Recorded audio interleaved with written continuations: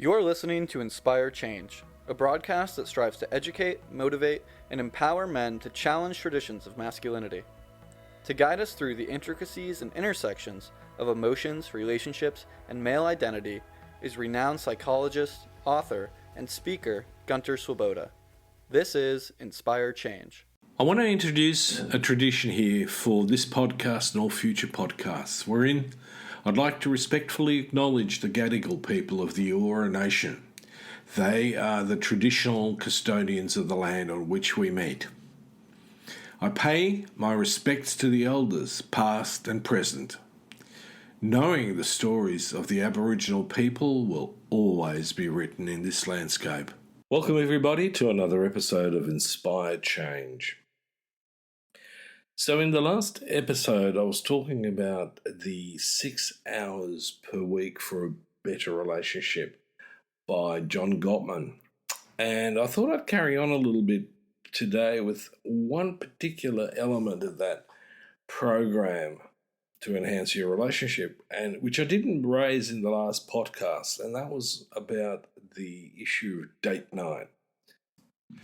Now, it's come to my attention that it appears that a lot of people are starting to look at the concept of date night as a silver bullet approach to solving problems in the relationship, especially sexual ones. And I am concerned that I'm also seeing this being promoted with couples often who are having difficulties in their sexual relationship. Now, one of the things that I want to point out is that a lot of couples do have issues with sex in their relationship. But as a therapist, I need to ask myself the question, is that a symptom or a cause of the other difficulties that most couples in this instance are experiencing? Now, in my experience as a therapist over 40 years, generally speaking, it's rare that sex is the primary problem. I come back to the idea that usually couples get themselves into difficult situations in their relationship because there are a number of elements that are not coming together well. And if I come back to the idea that sex is a form of communication, the first thing that I need to look at with couples then is what's their communication style like in the relationship? What is that they're saying, not saying? What is it that they're hearing or not hearing? Are they in fact listening to their partner? And the answer most of the time is that for a lot of couples, they think they're communicating really, really well, but in reality, they're not. There's often a whole bunch of stuff that's missing in the communication. For a start, a lot of couples don't give themselves a lot of time to talk things through. We are, by definition in our culture, generally time poor. So we are looking for quick fixes all the time. And this is where I'm afraid that the whole notion of date night has become one of those quick fixes. Stuff that you do on the hop. You schedule it in like a gym session and you rush in, you work out, you come out, and it's all good. Now, date night for a lot of people means different things. But generally speaking, for a lot of couples, date night's about the sort of romantic side of the relationship. And the focus frequently is on sex, the physical level of intimacy, and how to enhance that. Now, here's the thing. Is that actually going to work? And as I said before, usually if we're going to have sexual issues in a relationship, like libido, like satisfying sex, there's usually other issues, and I talked about the just then about the issue about communication. But what other elements do we need to really pay attention to? Well, remember in one of the podcasts I talked about this idea of reductionism. And that is an approach that's used in many disciplines, including psychology, that centers around the belief that we can best explain something by breaking it down into its individual parts. So, a lot of couples go into therapy having identified the particular part that's a problem. Now, interestingly enough, I very rarely in my experience had a couple come to me, sit down on the couch and go, "We're having a problem with our friendship." Generally speaking, they come into therapy either because they're fighting a lot or they're not fighting enough. Now, they usually don't identify that, but it's often an underpinning. It's a low energy type of relationship where not a lot goes on other than probably taking care of the kids, the house, the jobs, and their friends. Right? So, that's a part of it. I also don't hear a lot of couples raise the issue about affection. Right? So, here's the point that I'm trying to make. Imagine focusing on date night simply as a sexual romp. Think about this in terms of your relationship as well, right? Is your marriage or your relationship based solely on the idea of having great fireworks in the bedroom? Whiz bang sex. Now, the answer most of you come up with is no.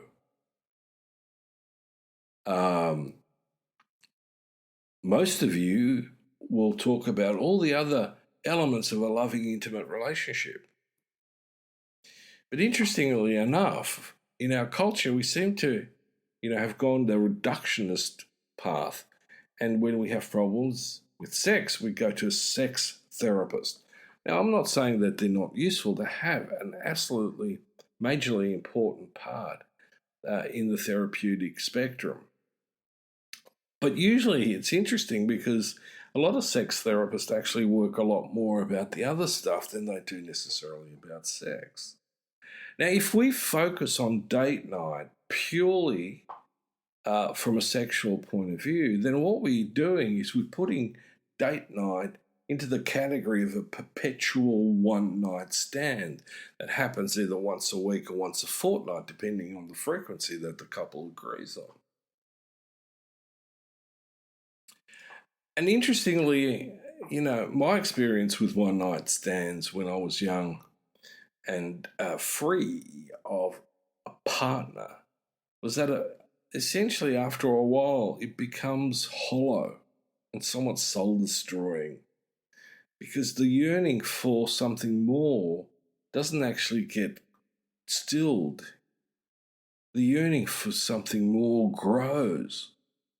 Now, I'm not saying that having one-night stands was terrible, an awful thing to do. Not at all. Had a lot of fun with a lot of very nice women. But again, it didn't satisfy my other needs for intimacy, of which I wanted sex to be part of. And the problem with one-night stands too is that after a while, it eventually leads to a desensitized experience, especially of the other person. And it might be just sort of transactional. Now, again, and I'm not putting this in the realm for those of you who have friends with benefits of saying, stop doing that. That's not what I'm saying. Often when we have a friend with benefits, there's a lot of care for that person. There's a lot of thoughtfulness about that person. But for some reason, it doesn't flourish or blossom into that real partnership that most of us are looking for. So it is very, very important at this point to look at what is it that makes the relationship and date night sing. And that's where I come back to what I was saying in the last podcast, is that it requires the elements of focusing on our friendship, focusing on affection, focusing on acknowledgement and praising the other person, giving them positive feedback, not just, oh, you look great, but also showing signs and expressing signs of appreciation for other aspect that person that I'm choosing to live my life with brings to our relationship. Bring it on every level. And it's a bit like that question of, if I look at the relationship as a whole, what does that mean to me? What does that mean to us? Because, again, when we look at all of our relationships, firstly, we need to come from the place of I, and then we need to think about the we. Now, a lot of times people get lost with all of that. And my suggestion is this is where we need to begin to be very clear that there are no silver bullets. Like a date night is not going to fix my relationship.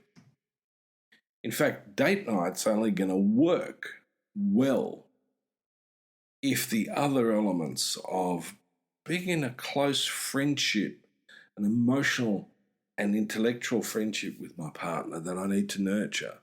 It also means that we need to share some practical things. It doesn't need to be everything. Like, my wife doesn't surf, but she loves the beach. She likes being down there. And occasionally I do revert to the old or young adolescent who rushes out of the water and goes, honey, did you see that last wave? But not get snotty when she says, oh, no, I was reading my book, right? Oh, well, that's okay. No worries. At this stage of the game, my narcissism doesn't require that acknowledgement and validation. And so one of the things that this brings me to is a quote from Erich Fromm in The Art of Loving, where he says, paradoxically, the ability to be alone is the condition for the ability to love. Now think about this. This has a lot of meaning, a lot of depth in it. It's very, very important to really sit with this and unpack it. What's Eric saying with this?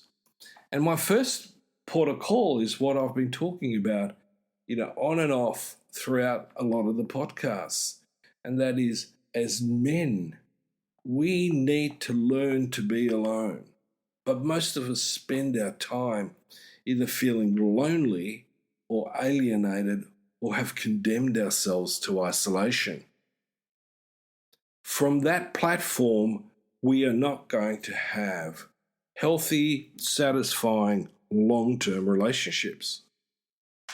We need to get our shit together here. And the first part of it is that we need to learn to be alone, to be content in my own company, in my own relationship with myself, so that I don't become dependent on having all my needs satisfied by my partner. That is unrealistic. It's actually leads to a really toxic relationship. Guys, she's not your mother. Hopefully she's your friend and lover. So you need to be able to exercise your capacity to care for yourself on every level, physically, emotionally, socially, intellectually, right? It's just part of the package, part of the tapestry of what it is to be a human being. And in our case, we're talking about what it means to be a male. Don't, in a sense, get caught up with this idea of protecting her and, providing for her and all that. Most women are perfectly capable of doing that for themselves. They don't need you necessarily to do that. Well, society might make them more dependent on us. Patriarchy wants that. It's that very red herring about what is supposed to give men sense of substance and place, you need to first of all make sure you can take care of yourself. And then you can take care of whoever else needs your care, your nurture, and so on. But it's not a one-way street. It's a two-way street. We need to be there for our kids, but let me just focus at this point on our loving relationship with our partner. Remember the idea that somehow alpha males, the warrior, the protector, the provider, they're social roles, and they've condemned men to feel often quite insignificant and insecure. Because what's the measure of this role? Is it something that is going to actually pull me down? You know, we talk about this stuff about, being a real man. I don't need to exhibit that. The moment someone says to me, I'm an alpha male, I immediately know that we're in the wrong playground. This guy's just not really actually aware of what that means about him. It's a bit like, if you have to tell people you're intelligent, you're actually probably not. Now, half the time that has nothing to do with your intelligence, but more to do with your insecurity. Sort out your relationship with yourself. Then step into a healthy relationship. Then focus on the ingredients that make this relationship sing, that harmonizes, that is aligned, that you're aligned with each other. Right? And then date night, when it gets into that romantic, sexual side, is really going to make a difference. It's going to be the cherry on top that pops. That's what I'm talking about. So these elements cannot be reduced into other little elements. We need to look at the whole. We need to really focus on how these elements create the whole, which is greater than the sum of its parts. And if I need to polish up one of those elements, I need to spend time and effort on doing that. And I need to engage with my partner to bring that to the table as well. I need her to step in, not step out. Most couples need to look at their actual attachment styles. Are you anxious, ambivalent, avoidant? Have you got a partner that's anxious, ambivalent, or avoidant? All three at different times. These things are very, very important. And so in my final summary, if it's just putting in date night as a sexual romp, that's not going to sort your relationship. It's not going to enhance. It, in fact, could add more pressure and more fractures into the relationship than what's necessary. So remember, love is the whole, not the parts. So on that note, I'm going to finish, and I wish you a happy week. Allow yourself to make a difference. Inspire change.